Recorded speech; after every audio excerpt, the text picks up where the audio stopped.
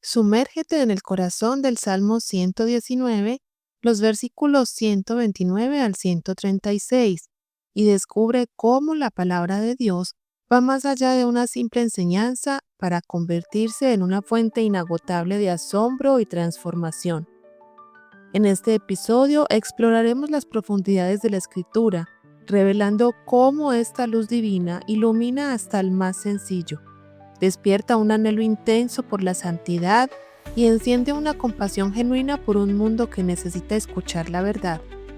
Prepárate para que tu vida espiritual dé un giro asombroso al comprender las maravillas de la palabra de Dios y su impacto en cada área de tu ser. Hola, queridos oyentes, les saluda Yasmín junto al pastor Juan. Continuamos nuestro hermoso recorrido por el Salmo 119, el salmo más largo de la Biblia, y hoy llegamos a unos versículos que nos van a tocar el corazón de manera muy especial. Vamos a ver cómo la palabra de Dios no solamente nos enseña, sino que nos transforma completamente.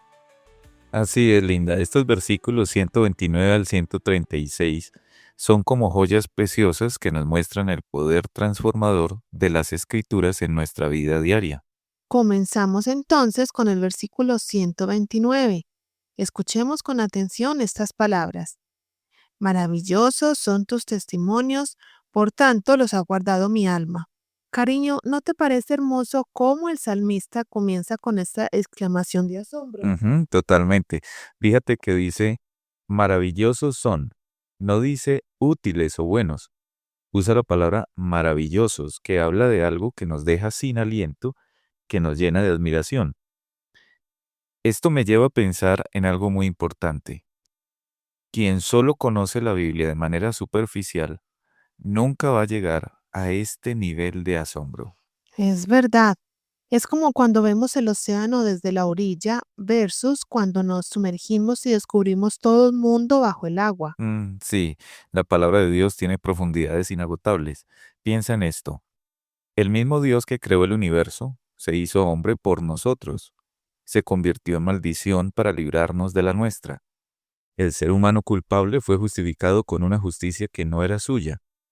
Cuando comenzamos a meditar en estas verdades, no podemos menos que exclamar junto al salmista, maravillosos son tus testimonios. Y me encanta que continúa diciendo, por tanto los ha guardado mi alma. Mm, Es como si el asombro fuera el combustible para la obediencia. sí, la admiración genuina por la palabra de Dios enciende nuestra devoción espiritual. No obedecemos por obligación, sino porque hemos visto la hermosura de lo que Dios nos ha revelado. Es como cuando alguien se enamora, no necesita que lo obliguen a pensar en la persona amada. Y esto nos lleva naturalmente a entender cómo esa palabra maravillosa comienza a iluminar nuestra vida. Pasemos ahora al versículo 130, la luz que transforma. La exposición de tus palabras alumbra, hace entender a los simples. Hay algo muy esperanzador en este versículo para quienes no nos consideramos muy inteligentes. Qué bendición tan grande, Linda. Este versículo es muy especial porque nos muestra la condescendencia divina. La misma palabra que contiene misterios celestiales muy profundos, abre un camino tan claro que hasta el más sencillo puede encontrarlo. Es como si Dios dijera, no necesitas ser un erudito para conocerme. Es increíble pensar que un niño, bajo la enseñanza del Espíritu Santo, puede entender más de la Biblia que el filósofo más brillante del mundo. Sí, eso es verdad, porque el problema no es intelectual, sino espiritual. La sabiduría humana, cuando está llena de orgullo, se convierte en una barrera para recibir la verdad de Dios. Por eso Pablo dice, si alguno entre vosotros se cree sabio en este siglo, hágase ignorante para que llegue a ser sabio. Pero cariño, ¿qué pasa cuando tenemos la palabra delante de nosotros y parece que no entra en nuestro corazón? El problema no está en la luz, sino en nosotros. A veces el orgullo nos ciega, otras veces es el amor al pecado. Juan nos dice que la luz resplandece en las tinieblas y las tinieblas no las recibieron. Pero cuando Dios resplandece en nuestros corazones, con humildad y fe sencilla, Qué transformación tan hermosa es.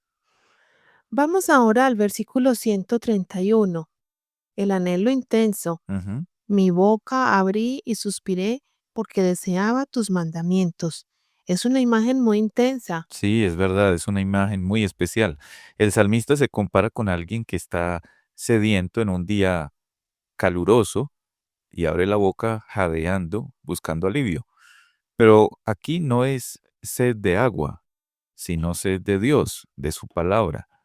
Es como un corredor agotado que jadea para tomar aliento y seguir corriendo hacia la meta. Me recuerda al Salmo 42. Como el siervo brama por las corrientes de las aguas, así clama por ti, oh Dios, el alma mía. Exacto, este es el tipo de deseo que caracteriza a un corazón verdaderamente transformado por Dios. No es algo ocasional, sino un hábito del alma, un principio de vida que, aunque puede tener momentos de debilidad, siempre vuelve a su fuente. Es como si el alma nunca pudiera recibir suficiente de la vida espiritual. Cariño, pero ¿qué pasa si no se siente ese anhelo tan intenso? Ujú. Significa que algo está mal conmigo. Linda, esa es una pregunta muy necesaria. Si no sentimos este anhelo, más bien deberíamos preguntarnos cuál es el pulso de nuestros deseos espirituales. Si nos conformamos con la frialdad espiritual, solo podemos esperar un retroceso. Pero si hay, aunque sea una chispa de este anhelo, hay esperanza. Jesús mismo, cansado del camino, se sentó junto al pozo de Jacob, pero cuando vio la oportunidad de alcanzar un alma perdida, olvidó su sed física por el gozo de su misión. Ujú. Precisamente en el versículo 132 vemos esa súplica, Ujú. la súplica por misericordia. Mírame y ten misericordia de mí, como acostumbras con los que aman tu nombre. Me llama la atención que después de expresar tanto fervor, el salmista pida misericordia. Eso es verdad, Linda. Y esto es muy especial. Aún en nuestros momentos más elevados de fervor espiritual, no olvidamos nuestra naturaleza pecadora. El mayor fervor no es motivo para la autosatisfacción delante de Dios. Siempre necesitamos misericordia. Es como si dijera, Señor, sé que mi corazón anhela, pero también sé quién soy sin ti. Sí, es verdad. Y fíjate en algo especial. Dice, como acostumbras con los que aman tu nombre.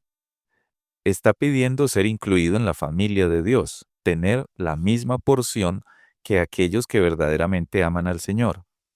Es como decir, Señor, que mi ofrenda sea aceptada como la de Abel, que pueda caminar contigo como Enoc, que tenga comunión contigo como Abraham. ¿Y qué pasa cuando sentimos que Dios se ha escondido, cuando no sentimos esa misericordia? Muchas veces, Linda, el poder del pecado nos ha sumido en un estado sin vida, donde no solo vivimos sin el disfrute de esta porción, sino que descansamos sin ella.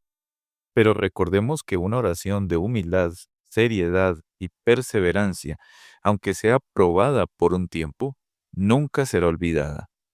Solo hay un camino.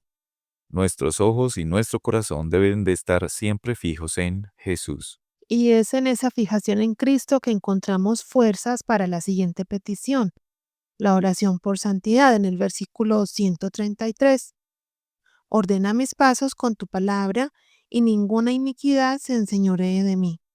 Aquí vemos que el salmista no solo quiere perdón, sino también transformación. Sí, eso es cierto. Esto es característico de un cristiano genuino. Sus deseos de ser liberado del poder del pecado son tan fervientes como sus deseos de ser liberado de la culpa del pecado. No basta con saber que somos perdonados. Queremos ser santos. Me parece interesante que diga ordena mis pasos, como si cada paso fuera importante. Sí, es muy especial eso. Cada acto, cada decisión son como escalones en nuestro camino al cielo. La palabra no solo ilumina nuestro sendero, sino que ordena cada uno de nuestros pasos. Es como tener un GPS espiritual que nos guía momento a momento. Y luego dice que ninguna iniquidad se enseñoree de mí. Ujú.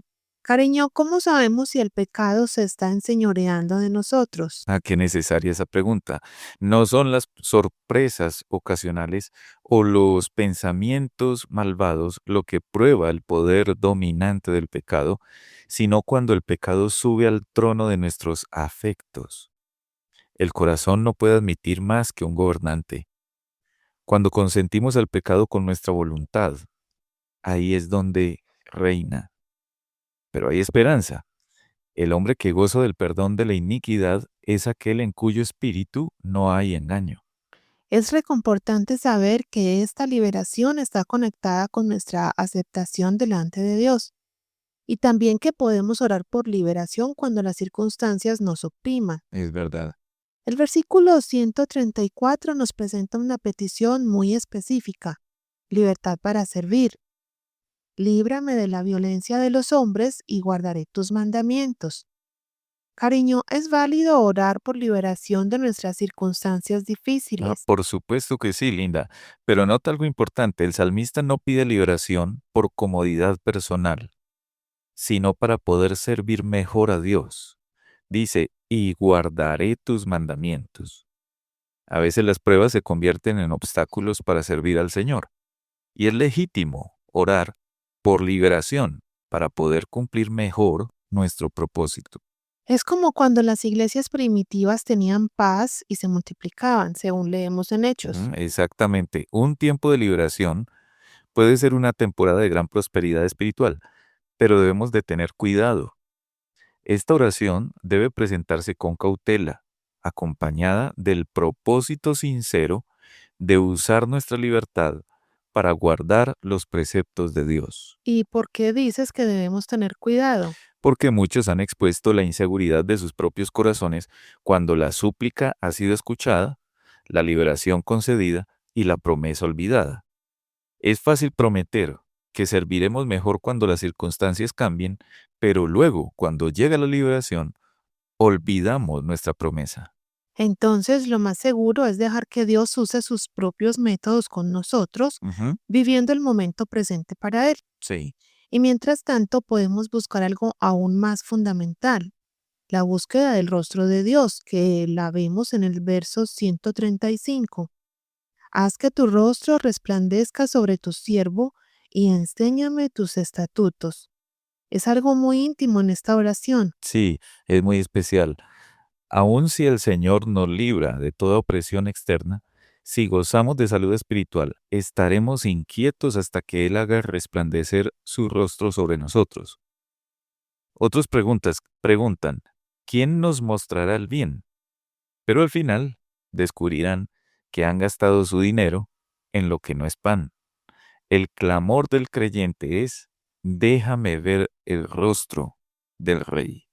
Me recuerda la bendición sacerdotal: Ujú. Jehová haga resplandecer su rostro sobre ti. Sí, y fíjate que David ya había orado antes, mírame y ten misericordia de mí, pero aquí repite una oración similar.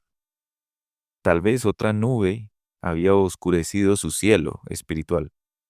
Tales clamores habrían sido presunción si no hubiera conocido el único camino de acceso a Dios a través de Cristo. Pero ¿por qué algunos cristianos desprecian esta confianza como si dudar fuera más espiritual? Ah, eso es muy triste, pero algunos se contentan con estar salvos como por fuego en lugar de buscar que se les conceda abundantemente la entrada en el reino eterno. El verdadero pueblo de Dios vive habitualmente en gozo espiritual o en insatisfacción inquieta, buscando constantemente el rostro de Dios.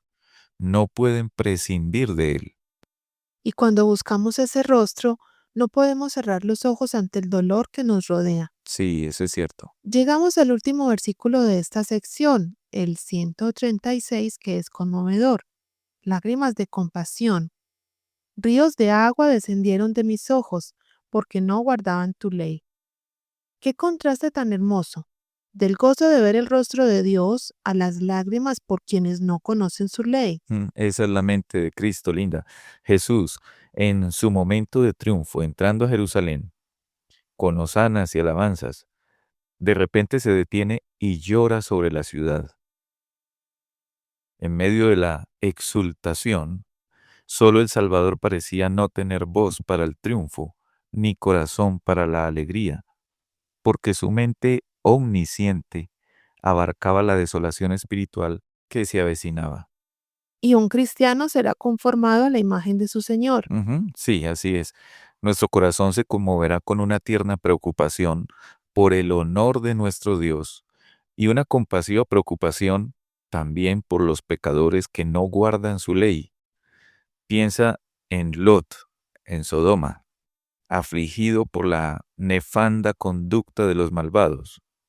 Piensa también en Pablo, con gran tristeza y continuo dolor en su corazón, como él mismo lo dijo, por sus hermanos israelitas. Cariño, ¿cómo podemos desarrollar esta compasión sin caer en una sensibilidad superficial? Bueno, la pregunta clave que pudiéramos pensar es, ¿sentimos de corazón la condición perecedera de nuestros semejantes? Si creemos en las advertencias de las Escrituras sobre su peligro y no nos disponemos a ayudarlos, algo está mal. Sería hipocresía orar por su conversión mientras no hacemos ningún esfuerzo por promoverla. Es como si estas lágrimas fueran el combustible para el esfuerzo misionero. Buen punto, así es. El dolor por la deshonra hecha a Dios, el asombro ante la ceguera humana y los anhelos compasivos se combinan para crear un corazón misionero. Este era el espíritu de nuestro Maestro, y nadie puede presumir de ser cristiano si está destituido de este sentir que hubo también en Cristo Jesús. Cariño, hemos recorrido un camino hermoso desde el asombro ante la palabra hasta las lágrimas de compasión por los perdidos. Es como una escalera espiritual que nos lleva desde la admiración personal hasta el corazón misionero. Sí, es muy especial. Cuando verdaderamente vemos las maravillas de los testimonios de Dios, cuando su luz entra en nuestra alma, cuando anhelamos intensamente sus caminos, o cuando buscamos su misericordia y santidad, o también cuando encontramos libertad para servirle y contemplamos su rostro, el resultado natural es un corazón que se duele por quienes no conocen estas bendiciones. Que el Señor nos conceda ver las maravillas de su palabra con ojos nuevos cada día, y que esta visión nos transforme desde adentro hacia afuera hasta llegar a tener el corazón compasivo de nuestro Salvador. Sigamos buscando a Dios en su palabra, porque allí encontraremos tesoros inagotables que llenarán nuestra alma y nos harán instrumentos de su amor. Si este episodio ha tocado su corazón, por favor no olvide suscribirse a nuestro podcast para no perderse ningún episodio. Visite también nuestra página web www.lapalabradevida.com.co, donde encontrará guías de estudio para profundizar en cada uno de estos temas que hemos compartido. Y por favor, compartan este episodio con alguien que necesite encontrar las maravillas de la palabra de Dios. Déjennos sus comentarios contándonos cómo Dios está hablando a su corazón a través de estos estudios. Hasta nuestro próximo episodio. Que Dios les bendiga.